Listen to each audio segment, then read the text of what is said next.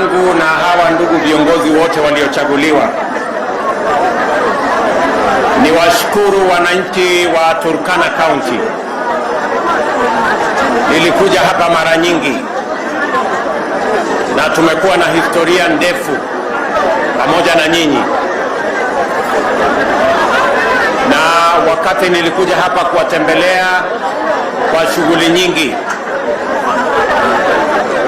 tulianza pamoja na nyinyi pale nyuma. Hii barabara ambayo tumetengeneza hapa tulianza kuitengeneza 2014, na nakumbuka vile huyu mtu wa kutoka China ameleta picha ambayo nilikuja kuanzisha hiyo barabara miaka iliyopita karibu 7. Hii barabara tumejenga sasa kutoka kule Kainuk mbele yake. Ile bridge ilikuja ikatusumbua, ikavunjika, nikarudi hapa tena, tukakuja tukaweka karibu bilioni 1.5 tukatengeneza bridge ya Kainuk. Ni kweli ama si kweli? Hii barabara tumetengeneza, mumesikia mbunge wa Daniel, huyu mbunge wetu Nanoku wa kule Lokichogio ama Turkana West, akisema imebakia tu kilomita 11 peke yake ndio tuweze kufikisha hii barabara Nadabal ama Nenakadok huko karibu mwisho. Na mbali na kujenga hii barabara, vile vile tumepeleka barabara nusu imeenda mpaka Amosing. Tunataka tuipeleke mpaka iungane vile mbunge wa East na South wamesema, mpaka tuiunganishe na Baringo. Hiyo barabara vile vile tumeweka fiber optic cable kutoka Eldoret kwa hiyo barabara mzima. In fact, hapa Lodwar ndio we have among the best fiber connections anywhere in Kenya, kwa sababu ya ujenzi wa hiyo barabara. Tulikuja hapa vile vile, hatukukuwa na vifaa katika hospitali yenu hapa Lodwar. Tukaweka equipment ya karibu milioni 400 ndio tupate facilities ya kusaidia nyinyi kwa mambo ya magonjwa. Tukaweka vifaa ingine kule Lopiding, kule Lokichogio. Hapa Lodwar ama Turkana mulikuwa na stima watu 2,000 peke yake 2014. Leo mimi nafurahi watu 20,000 wako na stima hapa.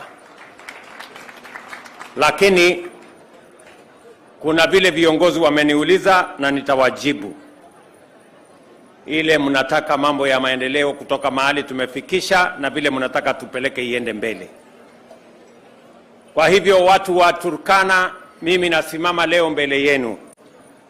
Nilikuja nikaomba kura zenu, mkanipatia. Mimi nasema jameni, watu wa Lodwar na watu wa Turkana, asante sana kwa kura zenu. Hizo kura zenu ndio imenipitisha nikawa rais wa Kenya. Asanteni sana. Najua saa zingine mnajiuliza maswali, hiyo kura ilikuwa chache, lakini huyu mtu alipita namna gani? Kura zenu ilikuwa chache, lakini maombi ilikuwa nyingi, ndio nikapita. Ndio? Si mnajua kuna Mungu pia anapanga maneno. So kwa zile kura mlinipatia, mimi nasema asante sana jameni. Na mimi nataka niwahakikishie watu wa Turkana ya kwamba mimi nitafanya kazi na viongozi wenu wale mumewachagua, kama ni MCAs, wabunge, gavana wenu, senator wenu. Mimi nitafanya kazi pamoja na wao kwa manufaa ya maendeleo ya watu wa Turkana County. Na vile hawa viongozi wenyewe wameamua kufanya kazi kwa pamoja, mimi nawapongeza viongozi wa Turkana kwa kushirikiana na kufanya kazi pamoja, na mimi nataka niwahakikishie vile mumeungana, vile mumesema mtafanya kazi pamoja, na mimi nitafanya kazi pamoja na nyinyi, tuinue Turkana na tupeleke Kenya mbele. Tunaelewana jameni, watu wa Turkana? Na ndio nimefika hapa katika sherehe hii ya muhimu, na nataka mniruhusu kidogo nisome taarifa, kwa sababu tuko na wageni ambao si wa taifa letu la Kenya. Tuko na wageni wengi. It is my pleasure to join you for this beautiful cultural celebration. I thank the county of Turkana County for organizing this magnificent and colorful festival, the Tobong Lore, a celebration of community, identity, and humanity. It is therefore a festival with regional dimensions and benefits, specifically the celebration of our diversity and enhancement of peace in our region. People and peace is enhanced by integration, by accentuating similarities, and this festival is unique in this regard. It strengthens the bonds between various communities and builds a sense of oneness that weakens the impulses of conflict and division. The foundation of our nation's strength and the primary driver of its economic robustness and social coherence is the one asset we have, our people. Kenya and the people of Kenya are not only bold and enterprising go-getters, they are warm, kind, compassionate, and philanthropic. Regardless of where one goes in our country, from Migori to Mandera, Lokichogio to Lamu, Moyale to Magadi, Kenyans bear a shared distinctive character that is unmistakable both to our neighbors or to our friends abroad. At the same time, Kenya is renowned for its ethnic and cultural diversity, with over 45 distinct groups that can be identified through their unique sets of language, tradition, and practices. There is no contradiction whatsoever between our diversity on one hand and the unmistakable shared destiny and identity on the other hand. The free expression of ethnic cultures and identities has enabled the people of Kenya to enjoy the abundant blessings of diversity, and through continuous interaction, convergence upon a robust ethos which defines our modes of social, economic, and cultural expression. In other words, we have a distinct way of not only seeing things, but also of understanding and expressing them as well. It is based on a common identity synthesized from the free and vigorous interactions between and among peoples and their ways of life. Our cultures have enabled us to express our diverse identities and to formulate a unifying national culture that is defined by strong values, including love of freedom, justice, inclusion, unity, as well as faith, courage, and enterprise. They inspired us to fight for freedom and to build a thriving, respected nation of winners. Culture serves as a critical repository of identity, knowledge, skills, and practices, including sustainable solutions to the pressing challenges of our time. The timeless wisdom of elders, and I met many elders this morning, maintain the social fabric through alternative dispute resolution, while sustainable practices provide a benchmark for innovative responses to climate change in terms of resilience, adaptation, and mitigation. Culture also provides inspiration for arts and crafts and the foundation of our creative economy. The Constitution expresses our pride in our ethnic, culture, and religious diversity, together with our determination to live together in peace and unity as one indivisible sovereign nation called Kenya. In Article 11, the Constitution recognizes culture as the foundation of our nation and the cumulative civilization of the Kenyan people and nation. Therefore, the state is mandated to promote all forms of national and cultural expressions in various forms, including traditional celebrations like this one.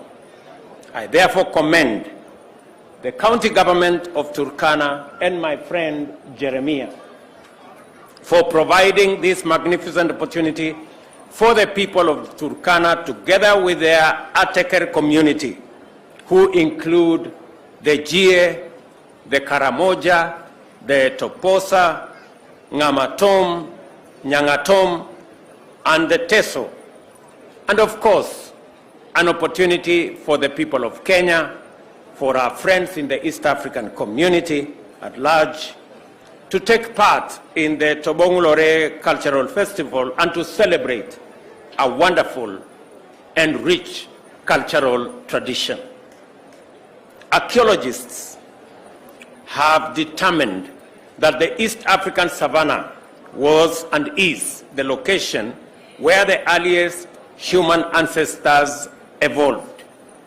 Kenya is recognized by experts of prehistory, including paleontologists, to be the cradle of humankind. Specifically, the Lake Turkana Basin is the site where the oldest remains of our ancestors have been discovered. Here, therefore, is humanity's original home. Tobongulore, welcome home, convenes people who share a common ancestry, customs, tradition, language, and other cultural features to celebrate the unity, vitality, and optimism of their community. It also speaks to the world in general in summoning every person on this planet to remember and honor the home of all human beings. And let me say this. It is the reason why the government of Kenya is exploring possibilities in the very near future, maybe within the next 1 year, of making it possible for citizens of the world from every part of the world to visit Kenya without the requirement of a visa, because it is not fair for anybody to be asked for a visa when they are coming home.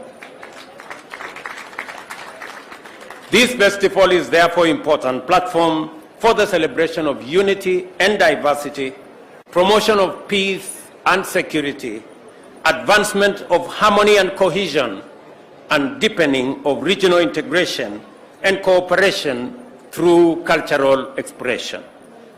We recognize the contribution of this festival, together with other events and modalities of cultural expression, to our economy. The bottom-up economic transformation agenda identifies the creative economy as well as culture as heritage to be highly promising drivers of transformation and employment creation. And that is why the national government is going to partner with the county government of Turkana.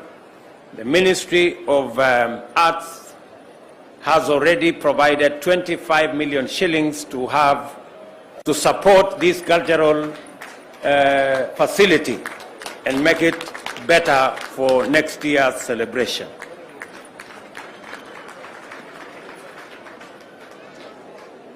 And it is the same reason why we have facilitated the establishment of a strong institutional framework for the implementation of constitutional mandates under the Article 11 and our commitment under the bottom-up economic transformation agenda. Last week, the Cabinet approved the Culture Bill, while others like the Creative Economy Framework, National Kiswahili Council of Kenya Bill, the Kenya Film Bill, the National Heritage and Museums Bill are currently being developed, discussed by various stakeholders on its way to Cabinet and further on to Parliament for passage and enactment. At the international level, we have ratified the 1972 UNESCO World Heritage Convention, the 2003 UNESCO Convention on Safeguarding of Intangible Cultural Heritage, and the 2005 Convention on the Protection and Promotion of Cultural Diversity, to establish a sound basis for protecting and promoting and reclaiming cultural assets and heritage. We are also in the process of ratifying the UNESCO Convention on the Protection of Cultural Property in the event of armed conflict, the Convention on the means of prohibiting the illicit export and transfer of ownership of cultural property, and the 2001 Convention on the Protection of Underwater Cultural Heritage.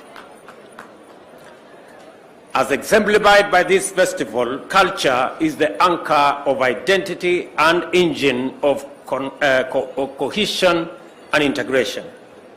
It is also a catalyst of economic transformation through the culture industry, creative economy, and artistic economy, as well as tourism, as was explained by CSS here. Tobongulore is a local festival, a national event, and a regional celebration, and a call to all humanity to come home and experience the beauty of culture.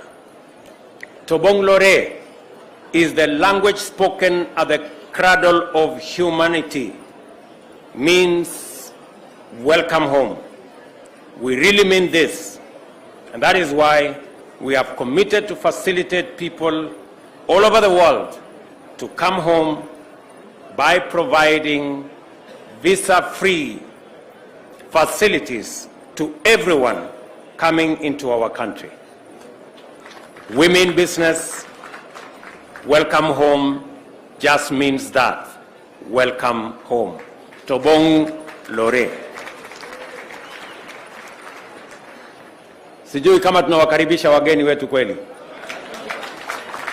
Mumesikia ya kwamba tunabadilisha sera ya serikali ya Kenya kwa sababu ya Turkana County, the cradle of humankind, mahali binadamu wote wametoka. Sasa tumesema duniani kote, wakiwa Marekani, wakiwa Ulaya, wakiwa Australia, wakiwa bara lote la Afrika, wakiwa kule Asia, wakiwa sehemu zote, sasa wote wanakaribishwa nyumbani, na wakifika nyumbani watafika mpaka hapa Turkana. Hiyo Science Park ambayo ilianzwa na mzee wetu Richard Leakey ambaye ametutangulia, tumeweka maanani kama serikali, tutakuja kujenga hiyo Science Park hapa ili wageni wetu wa kutoka duniani kote wakikuja Kenya wakuje mpaka waone mahali binadamu wa kwanza walianzia. Itatusaidia kuongeza watalii watakao kuja Kenya, itatusaidia kuongeza nafasi ya ajira itakayotokana na watalii wengi watatutembelea, itatupatia soko ya chakula zetu ikiwemo ng'ombe zetu na nyama na maziwa, na itatupatia nafasi ya kukuza uchumi wa taifa letu la Kenya. Nataka nimwambie gavana wenu na viongozi wote wa Turkana ya kwamba serikali ya kitaifa tutafanya kazi na serikali ya kaunti ya Turkana kuhakikisha ya kwamba the cradle of humankind, the home of humanity, inakuwa ni mahali ambapo dunia kote watatembea hapa kama vile wanatembea kule Meka, watakuwa wanatembea hapa Turkana kuja kuona mahali binadamu walianza safari. Nimeona niseme mambo haya ya culture kwa kirefu, na pia hawa ndugu zetu wa kutoka nchi zingine watusikie, kwa sababu ni ya muhimu na kwa sababu tunataka kuitumia kuendesha uchumi wa taifa letu la Kenya na kupanua nafasi za ajira na kusukuma mambo yetu ya profile ya nchi yetu ya Kenya. Jana nilipata nafasi ya kuongea na viongozi wenu. Niliketi chini pamoja na MCAs jana jioni, niliketi chini na wabunge wenu pamoja na gavana wenu. Na mbali na kutembea katika sherehe hii ya muhimu, pia tumeongea na kupanga mambo ya maendeleo na usalama wa kaunti yetu ya Turkana. Kwanza tumekubaliana ya kwamba ile stima ambayo inatoka Takwel, ambayo tulileta ikafika hapa Lokichar, viongozi wenu wameniuliza hiyo stima ifike hapa Lodwa na iende mpaka kule Kalokol, ndio tutoe samaki, tuwe na cold room, tuweze kufanya biashara. Na mimi nimekubali hivi ya kwamba nitatafuta shilingi milioni 800 ya kufanya hiyo kazi, na mutanipatia tu nafasi, kwa sababu kujenga hiyo maneno kutoka huko Lokichar itachukua muda kidogo. Nahitaji 15 months na stima itakuwa inawaka hapa Lodwar town, alafu nitaisukuma mpaka ifike Kalokol, ndio tuweze kutumia katika biashara yetu ya uvuvi na kupanga uchumi wa sehemu hii. Jambo la pili, tumekubaliana na viongozi wenu ya kwamba kuna barabara ambazo zimekwama. Hizo barabara mimi mwenyewe nilikuja nikaanzisha kutoka hapa Lodwar, ikaenda Lorenkibi, ikaenda Lorgum, inataka iende mpaka boda yetu. Na ile ingine tena nilikuja nikaanzisha ya kutoka kule Lokitang, ilikuwa ije mpaka hapa Kalokol, kilomita karibu 100 na kitu. Hizo barabara zote zimejengwa kidogo kidogo.